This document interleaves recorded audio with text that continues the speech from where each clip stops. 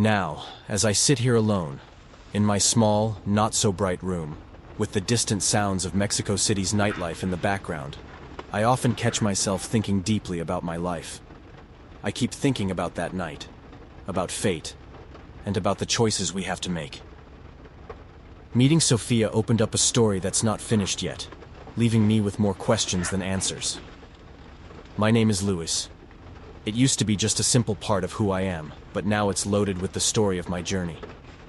I traveled a long way from the rough lands of Honduras to this huge, bustling city. Here, in Mexico City, every night I drive my car and pick up people who use the rideshare app. It feels like I'm living out a drama, trying to survive. I came here because I had no choice. I was running from a life filled with poverty and danger, chasing the hope of something better. Journey was scary, full of risks at every turn. But it wasn't just about getting here. It was also about what I was dealing with on the inside, worrying non-stop about being caught and sent back. Being undocumented, I drive through these streets like I'm invisible, always careful, always scared of being found out. The fear of being deported never leaves me. It's made me live like a shadow, always hiding, always on the edge. Then, one night, everything changed. I picked up a passenger, Sophia. Her ride seemed ordinary at first, but I could tell something was different as soon as she got into my car. She was scared, asking me to just drive, her voice filled with a panic that pulled me into whatever she was running from. As we drove, it felt like the city around us just disappeared.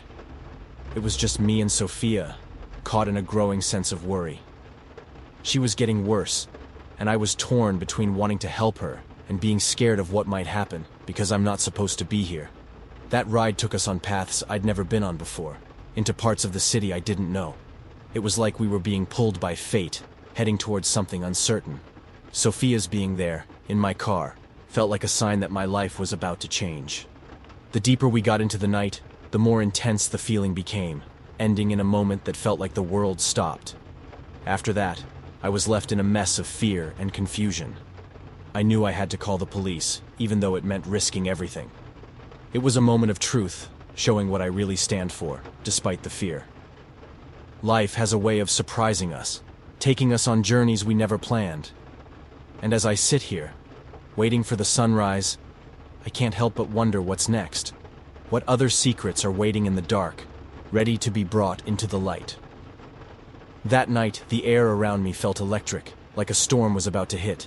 As I pulled up my old car outside a mansion so big, it looked more like a castle. My car, with its years and miles showing, seemed out of place next to such luxury. Waiting there, a feeling crept up on me. The kind that makes the hairs on the back of your neck stand up, like something out of a spooky movie was about to go down. Then, there she was. Sophia emerged from the bright lights of the mansion, a picture of confusion and fear. What caught my eye first was her outfit. A little black dress that seemed more suited for a fancy party than a panicked escape, paired oddly with a bulky parka thrown over her shoulders. It was a strange mix, like she couldn't decide if she was hot or cold, or maybe she just grabbed whatever was close when she decided to bolt. Her walk was off too, like she was stumbling, barely keeping her balance. You might think she was just another guest who had too much to drink, but it was more than that. Her steps were erratic, almost as if she was trying to walk away from her own shadow. Just drive, she told me, her voice trembling with each word. I could hear the fear, see it in the way her eyes darted back and forth, scanning the darkness that surrounded us. Watching her, I couldn't shake the feeling that something was very wrong. Her appearance, her actions, they didn't just add up to someone who'd had one too many at a party. No, this was different. It was like she was running from something, or someone. But whatever it wasn't just in her mind. The fear was real, tangible, and now it was in my car with us, filling up every inch of space. As Sophia slipped into the back seat of my car, the air between us was already tingling with an unspoken urgency. Her first words were a rushed plea. It's so hot. Please, can you lower the windows and turn up the AC to the max? There was a desperation in her voice that went beyond the need for mere physical comfort. I complied, flicking the AC to its highest setting and rolling down the windows. yet she remained restless, fidgeting in her seat. As we drove, her discomfort seemed to escalate. Still too hot, she murmured, more to herself than to me. Before I knew it, she began shedding her layers, first her parka, then her dress, each piece discarded with a frantic energy that filled the car. By the time she was down to her bra and panties, Sophia was visibly shaking, a sheen of sweat on her brow despite the cold air blasting from the vents. Colder. She kept saying, her voice a mix of a demand and a plea. I need it colder. It was clear then that her state of mind was far from normal. Her actions were erratic, guided by some inner turmoil I couldn't begin to understand. Concerned, I asked, "Do you need me to take you to a hospital?" My question seemed to fade into the background, unheard or simply ignored. Sophia continued to shiver and sweat, trapped in her own world, oblivious to my attempts to reach out to her. Her behavior was unsettling, to say the least. The more I observed her, the more I realized how detached she was from her surroundings, as if she was somewhere else entirely, battling a heat that was more than just the summer night's warmth. It was as if a fever of the mind had taken hold, rendering her incapable of recognizing my presence or the reality of the situation. The 43-minute drive, under the cloak of the night, turned into a journey through a landscape of fear and confusion and felt eternal. Sophia's erratic behavior, her silent refusal to acknowledge my attempts at communication, left me feeling as though I was navigating through a thick fog of uncertainty.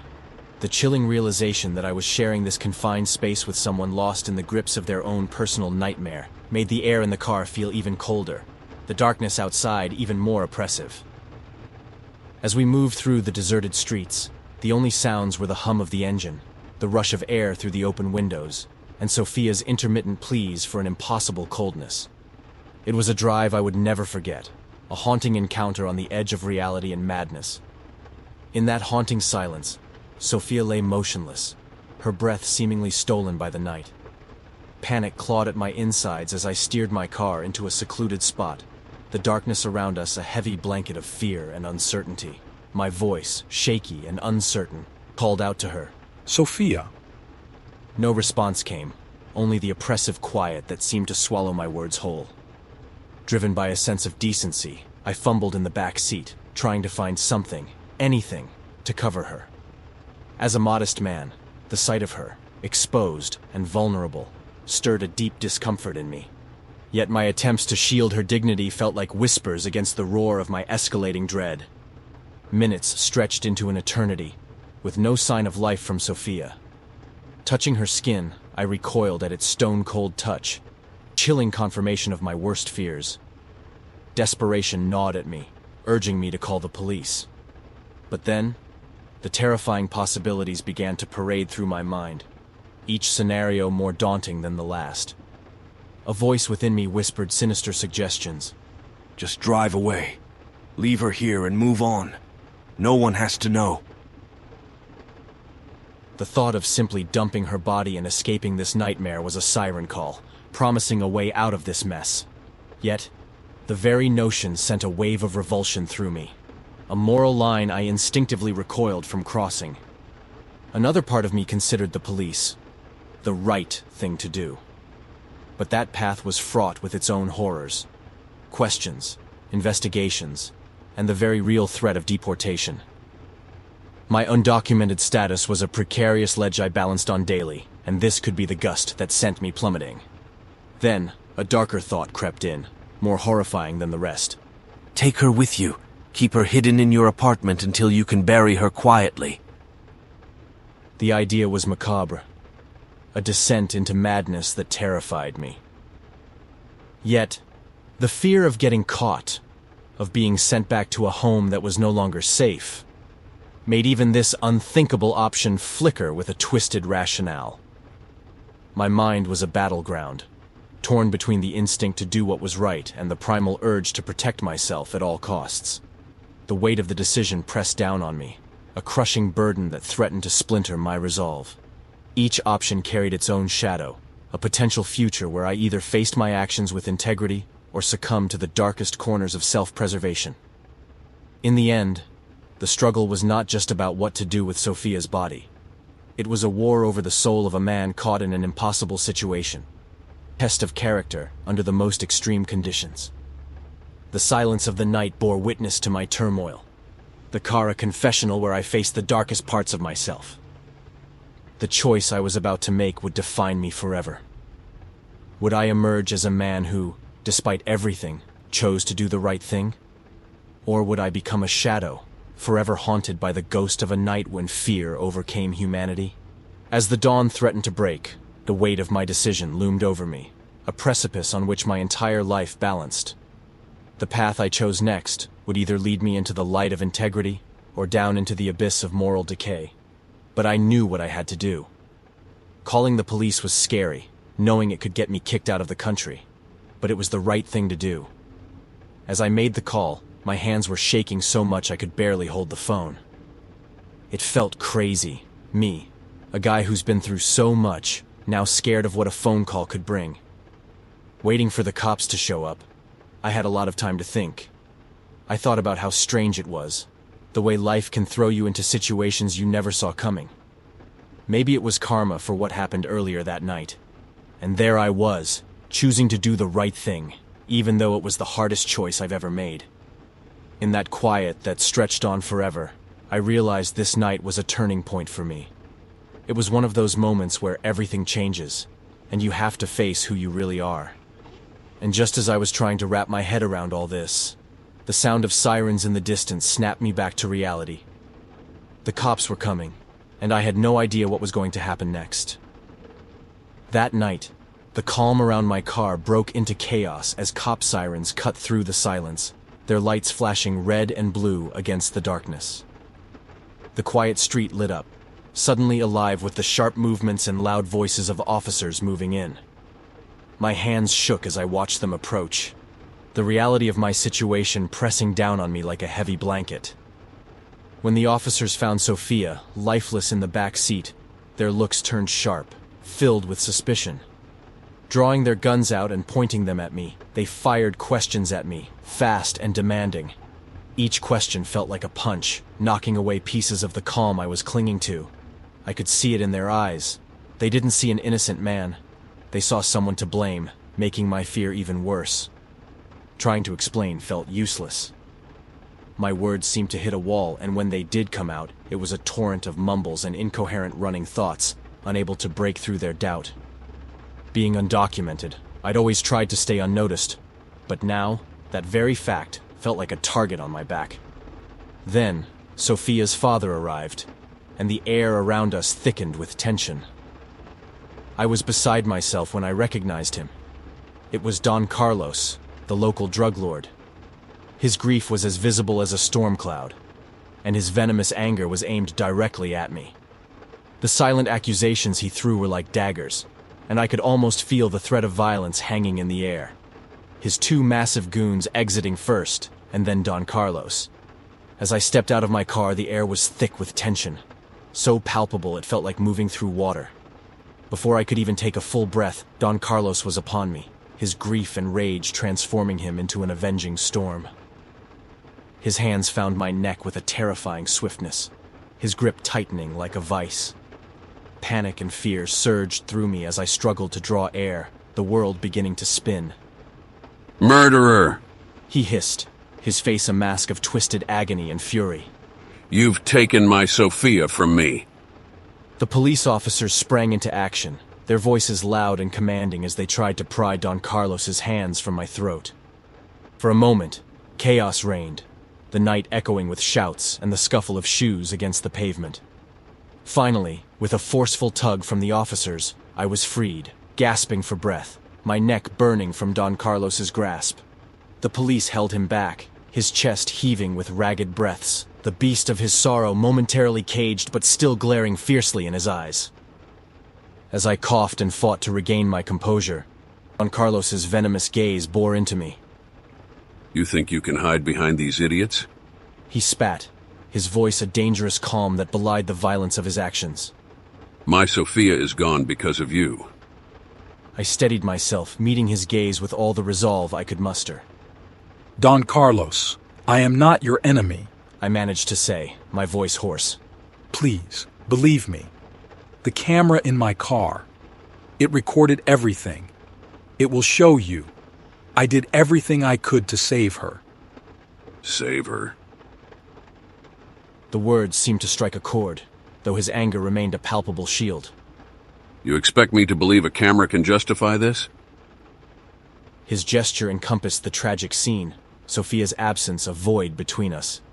It's not about belief. I insisted, my own desperation rising. It's about the truth. Let the footage speak before passing judgment. Please, for Sophia's sake. The standoff was tense, every second stretching into eternity. The officers watched warily, ready to intervene at the slightest provocation. Don Carlos's eyes narrowed, his anger simmering as he considered my words. We will watch this truth you speak of. He finally said, the threat in his voice clear as daybreak.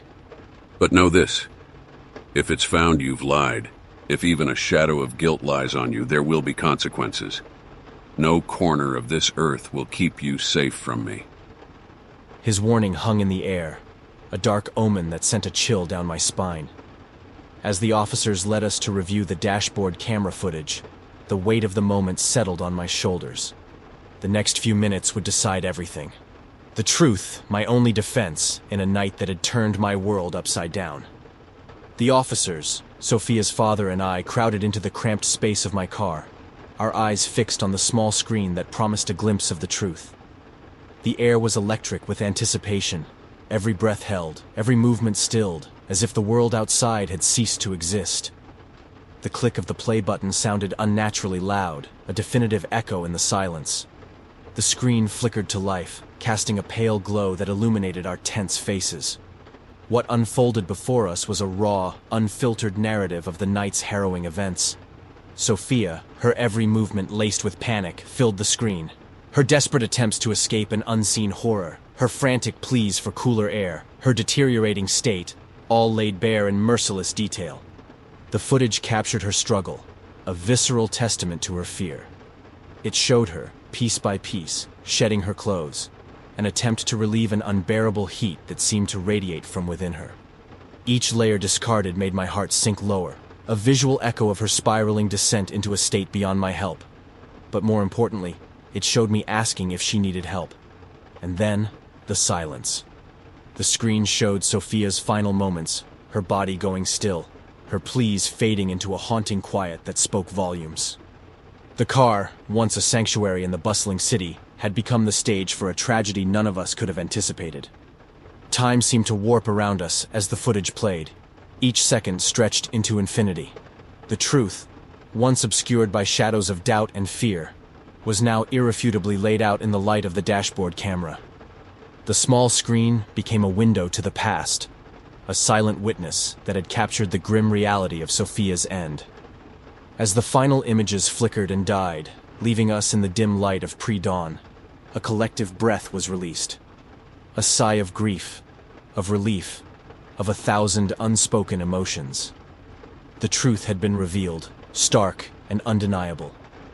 Sophia's panic, her struggle, and her tragic end were no longer just words in the air. They were real, captured in the digital memory of my silent witness.